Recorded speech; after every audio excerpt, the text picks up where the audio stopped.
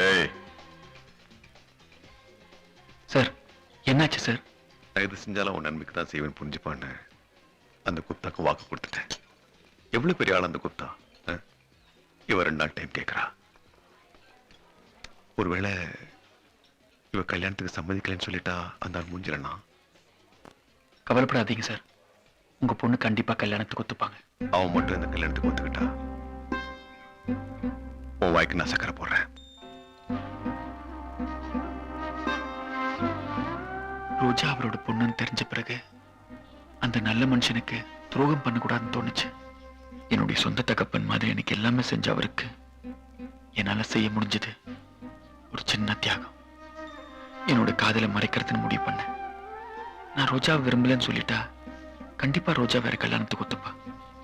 அதுக்காக அவளை விரும்பலன்னு கடிதம் எழுதினேன்.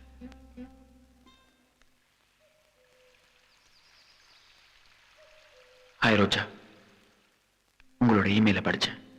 நான் உங்களோட சேட் பண்றதையும் நம்முடைய ரயில் சந்திப்பையும் நீங்க தப்பா புரிஞ்சிட்டு இருக்கீங்க.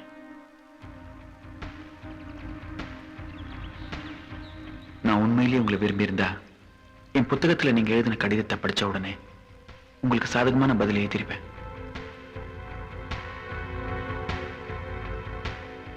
சோ நான் உங்களை விரும்பலன்னு அர்த்தம்.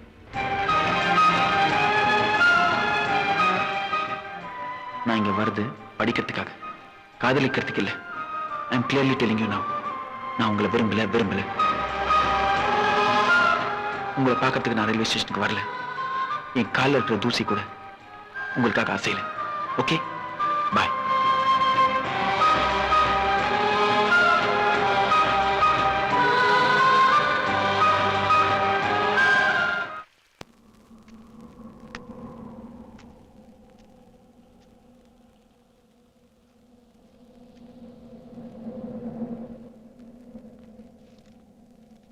ராஜா, இந்தா சார்.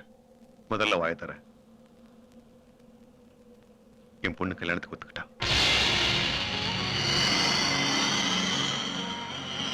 எனக்கு ஆம்பளை புள்ள இல்ல, நீதான் எனக்கு மகனா இருந்து இந்த கல்யாணத்தை நடத்தி தர.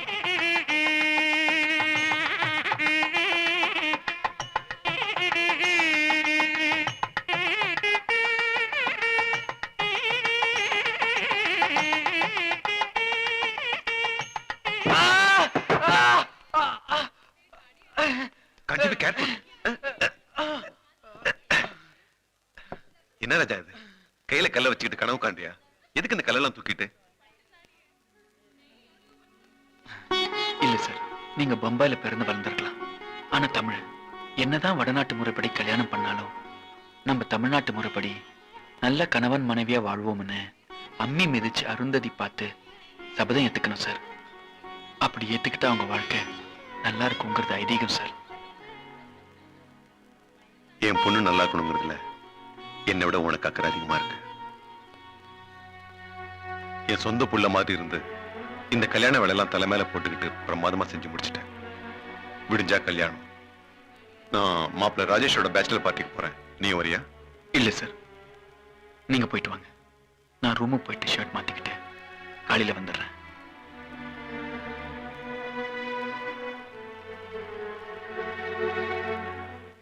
கிறிஸ்மஸ்னா கோவா தானடா. வெண்ணி குடிச்சிட்டு ஒரே வாந்தி. ஏய் மூட்ரி. ஹாய். மல மிஸ் பண்ணிட்டிய கோவாவை. என்ன கில்மான்ற? ஏய் இன்விடேஷன்டா. நல்லா இருக்கு மச்சான். சூப்பர் இன்விடேஷன் மச்சான். வாவ். வாவ். ஏய் நம்ம ரோஜாவா? என்னடா இது? யார் அந்த ராஜேஷ்? சொல்டா. உன் பேர் இருக்க வேண்டிய இடத்துல. டேய் டேய் நில்டா. நான் ஒரு வாரம் கோவாக்கு போயிட்டு வரதுக்குள்ள என்னென்ன நடந்திருக்கு? ரோஜா ரோஜா உயிரை விடுவே. அவ எப்ப இன்னொருத்தனை கல்யாணம் பண்ண சம்மதிச்சா? வாயத்தை சொல்டா நாயே. டேய் ஒரு நாளாவது ரூம்ல எங்களை நிம்மதியா தூங்க விட்டுருப்பியா? ரோஜா ரோஜான்னு புலம்பிட்டு பக்கத்துல ரோஜா தொட்டியை வச்சுட்டு, டேய் ரோஜா உன்னை விரும்புறது உண்மை. ஆனா நீதான் ஏதோ தப்பு பண்ணிருக்க. சொல்லு சொல்டா, என்ன தப்பு பண்ண சொல்லு. எஸ், நான் தான் தப்பு பண்ணேன். ஏழையா பிறந்தது ஒரு தப்பு. ஏழையா பிறந்தது மட்டும் இல்லாம படிக்கணும்னு நினைச்ச பாரு, அது என்னோட தப்பு. இந்த ஏழை பெரிய நீதிபதி பிள்ளைங்களும் மந்திரி பசங்களும் கோடீஸ்வரங்களும் படிக்கிற இடத்துல படிக்கணும்னு நினைச்ச பாரு, அது என்னோட தப்பு. நீ யார்? எக்ஸ் மினிஸ்டரோட பையன். இவன் யார்? கவர்னரோட பையன். நீ யார்? பெரிய பிசினஸ் மேக்னட்டோட சன். நான் யார்? நான் யார்? ஒருவேளை சொத்துக்கே லாட்டரி அடிக்கிற ஏழை பிச்சைக்காரனோட மகன். இவ்வளவு அந்தஸ்தோட நீங்க படிக்கிற இந்த இடத்துல நான் எப்படி சேர்ந்தேன்னு உங்களுக்கு தெரியுமா? Because of the great man Ramachandra. அந்த மனுஷன் போட்ட பிச்சை அவருக்கு போய் நான் துரோகம் பண்ண முடியுமா? ஆனா ரோஜா அவரோட பொண்ணு தானே, எனக்கு தெரியாதுடா மச்சான். வாடா, என் கூட வாடா.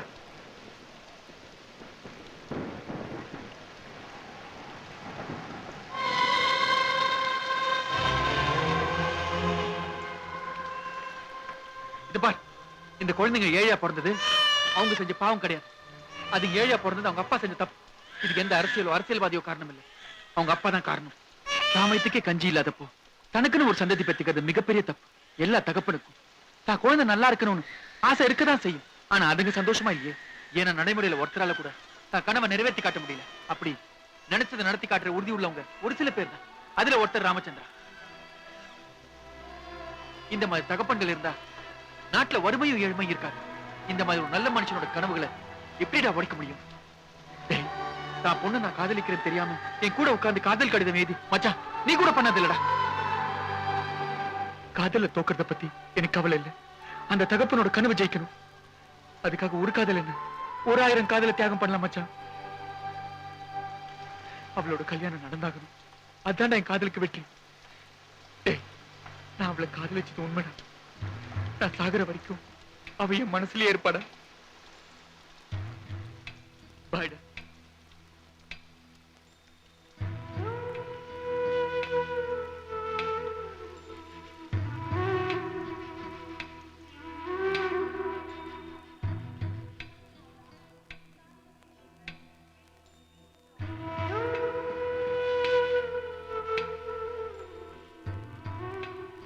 என்னோட காதல் என் ஃப்ரெண்ட்ஸை தவிர வேற யாருக்கும் தெரியாது.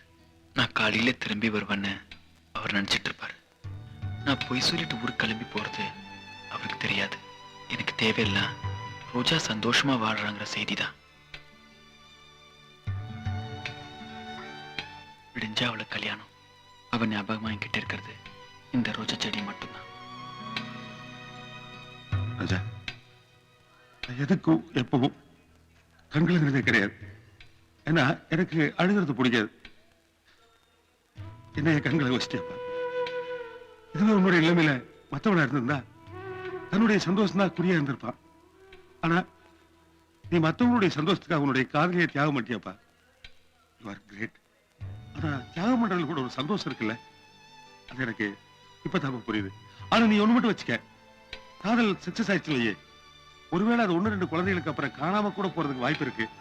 ஆனா அதே காதல் தோல்வி அடைஞ்சிருச்சுன்னா அந்த மனுஷன் சாகுற வரைக்கும் அவன் மனசுக்குள்ள அது உயிரோடு இருக்கும். நீ காதல வேணா தோத்துருக்கலாம், ஆனா ஒரு மனுஷனா ஜெயிச்சிட்ட.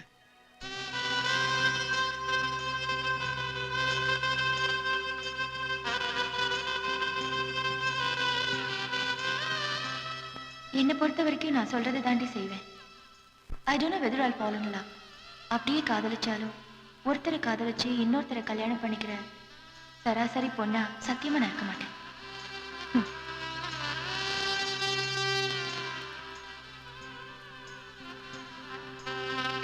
நீ நினைக்கிற மாதிரி சராசரி பொண்ணு நான் இல்லடி. நீங்க எல்லாரும் கொஞ்ச நேரம் வெளியில போயிருக்கீங்களா ப்ளீஸ்?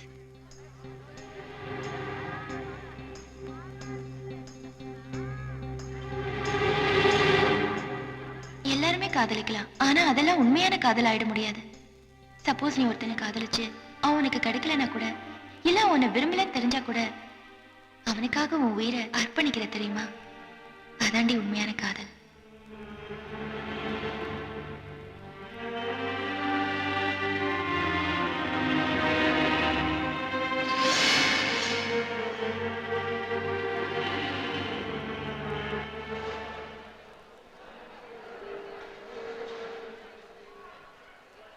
ராஜா, என்னோட ட்ரெயின் மூவ் ஆக போகுது.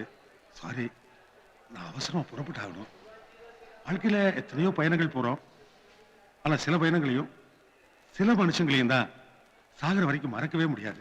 இன்னைக்கு நியூ இயர் டே, ஒரு நல்ல நண்பனை சந்திச்சோம் அப்படிங்கிற சந்தோஷத்தோட நான் ஊருக்கு கிளம்பி போறேன். ராஜா, உன்னோட ட்ரெயினோட வந்துச்சுப்பா. This my visiting card. வாழ்க்கையில் உன்னுடைய சுக துக்கங்களை பங்கெடுத்துக்கிறதுக்கு ஒரு நல்ல பிரதர் இருக்குண்ணா. என்ன ராஜா? Thank you sir. பத்துமா? ராஜா ப்ளீஸ் கீழே இருங்க. ராஜா, தகப்பன்ற வார்த்தைக்கு நீங்க தான் நல்ல உதாரணம்னு சொல்லுவேன். ஒரு நல்ல தகப்பன் அந்த சந்ததிக்கு சொத்து சுகத்தை சேர்த்து வச்சா மட்டும் பத்தாது. அவங்க மனசுக்கு எது பிடிக்கும் தெரிஞ்சு அவங்களோட நியாயமான ஆசையை நிறைவேற்றி வைக்கிறது தான் நல்ல தகப்பனோட கடமை. தெரிஞ்சோ தெரியாமலோ இந்த காதலுக்கு நானும் ஒரு காரணம் ஆயிட்டேன். நான் சேர்த்து வச்ச சொத்துலயும் சுகத்திலையும் கிடைக்காத சந்தோஷம் உன்னையும் அவளையும் சேர்த்து வைக்கிறதுல கிடைக்கும்னு நினைக்கிறேன். உண்மையாவே நீ எனக்கு நன்றி கடன் பட்டதா நினைச்சிருந்தா என் கூட வந்து அவகிட்ட ஐ லவ் யூ சொல்லணும். ப்ளீஸ் கீழே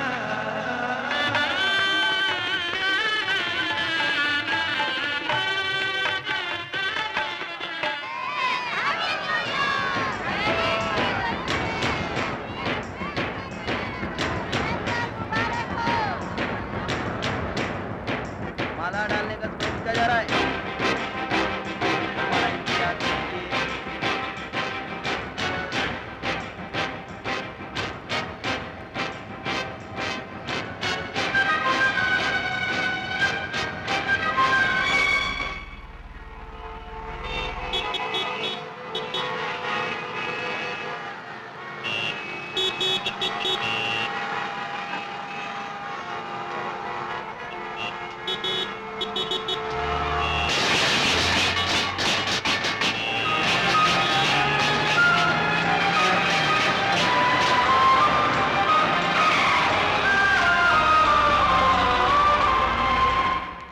नित्यं स्वांसस्वस्ति प्रवन्तु नः नारदाद्या ऋषिगणा ये चान्ये च तपोधना भवन्तु यजमानः।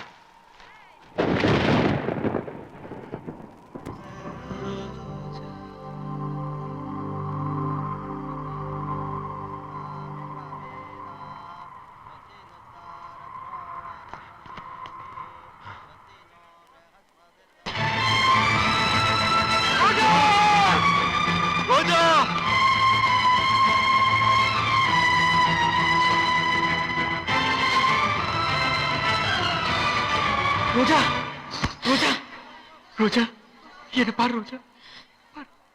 ஐ love you Roja. I love you. I love you. Roja, நீ நீ என்ன விரும்புறேன்னு சொன்னப்போ நான் உன்னை விரும்பலன்னு போய் சொல்லிட்டேன். என்ன மன்னிச்சு ரோஜா, என்ன மன்னிச்சு. ஐ love you Roja. I love you.